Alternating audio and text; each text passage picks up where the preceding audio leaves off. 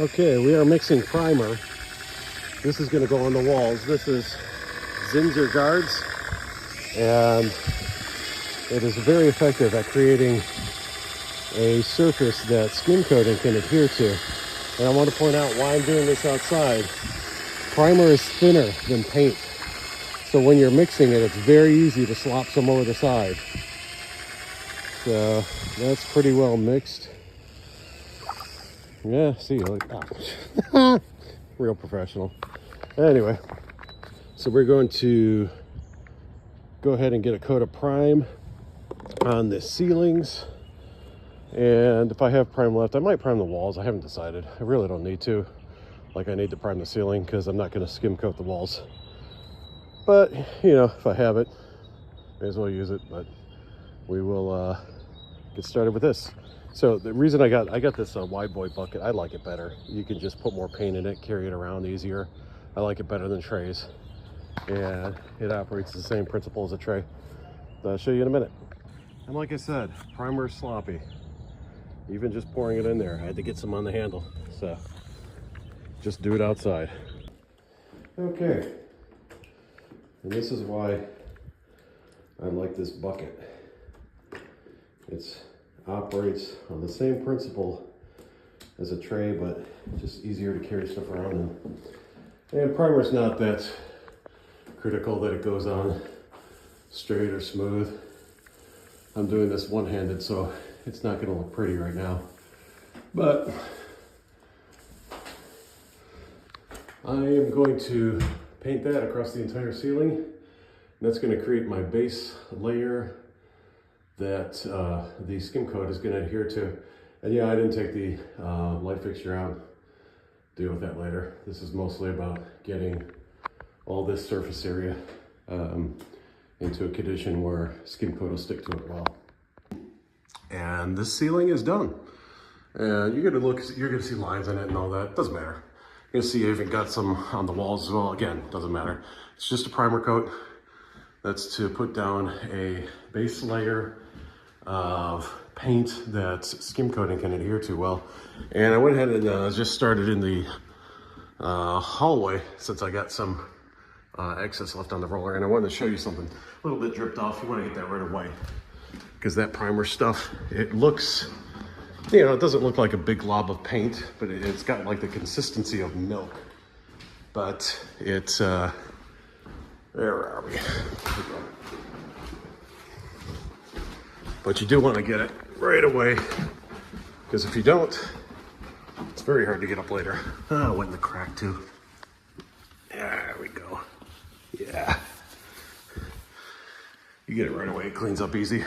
So we get to pick up the bucket and move it to the next spot.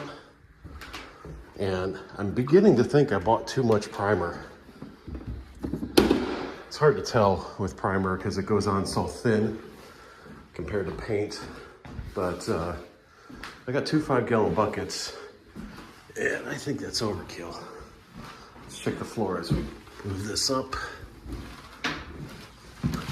Another spot of primer, and there. This is all the prep work I did for the walls. That's the color that we're gonna put on the walls, and I'll let Victor pick out the color. And his sister wanted the same color as her brother, so easy. I think some soaks through. It's not too bad.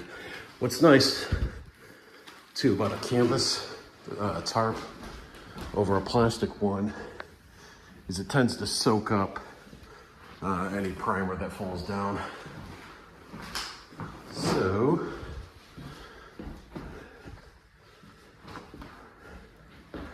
final check. Actually, let me get my flashlight.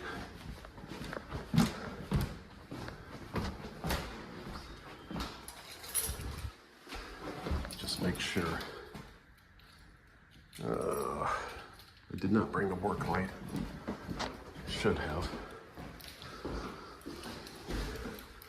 You know, we're just gonna look close. I think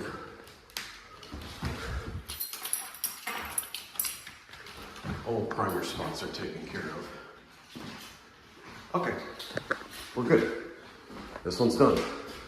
On to the next one. And now this is done. Very easy, very quick. Again, you can see I got some on the walls, doesn't matter. This is us testing paint colors in this room.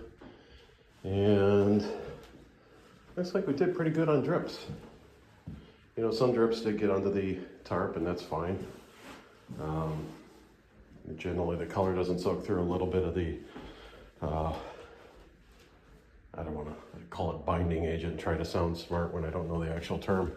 But some of the liquid within the primer might soak through to the floor. Doesn't matter. So, very good. Now, I just started in the hallway. As soon as I finished that, the roller was still wet. So I was like, I wonder how far I could go without having to refill the roller. And it went halfway down the hallway. This stuff goes on so thin that I really bought way too much.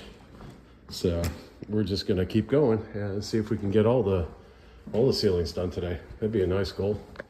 Reference total time spent on both bedrooms for setup, not including the taping prep that you see down there and the other prep around the outlets, but total time was about 45 minutes. Doesn't take that long at all.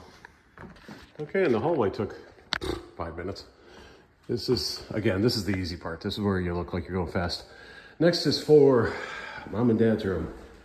And I do have a drywall repair to do over here, but that's not gonna stop the priming. We're gonna take care of that later. Since we're in got a good pace going on the priming, we're gonna keep going. And I want you to, you've probably noticed I haven't taken out any of the light fixtures. And yes, I've slopped some primer up on the light fixtures. I don't care. I'm gonna put in new light fixtures. We're gonna take out these, ones from the Gilded Age or whatever, however old these are. And I'm gonna let the kids pick something for their rooms, and then let my wife pick whatever she wants for this room. But very easy, very simple. All right, everything's primed and looking good. Obviously, this is not a finish coat, but this will give us something to skim coat against. So the skim coat will adhere, and I want to show you something. My first mistake. And that was getting way too much prime.